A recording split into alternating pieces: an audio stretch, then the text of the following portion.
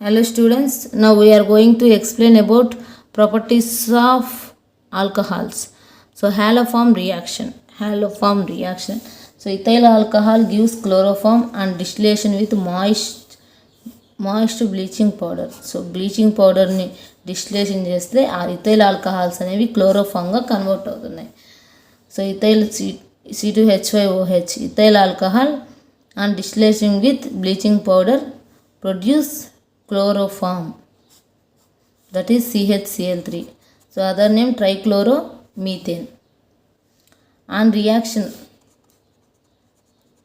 trichloromethane and reaction of ethyl alcohol with iodine followed by hydrolysis with potash and iodoform is formed.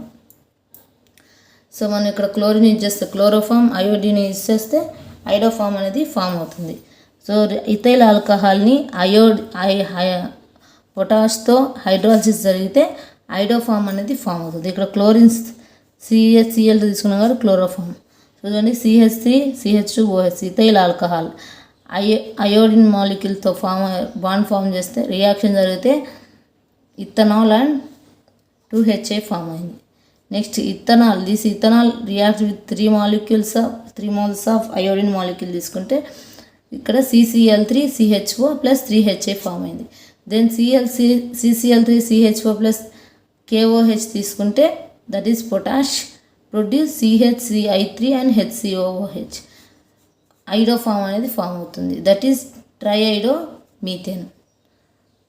So this is one of the property of alcohols. So ఇక్కడ ఏంటంటే ethyl alcohol bleaching పౌడర్తో distillation జరిగి chloroform form అవుతుంది.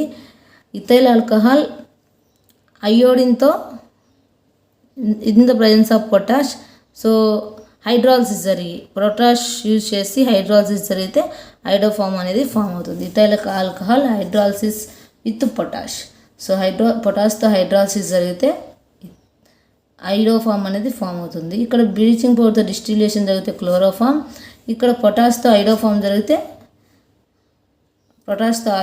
జరిగితే iodoform form అవుతుంది. Alcohols.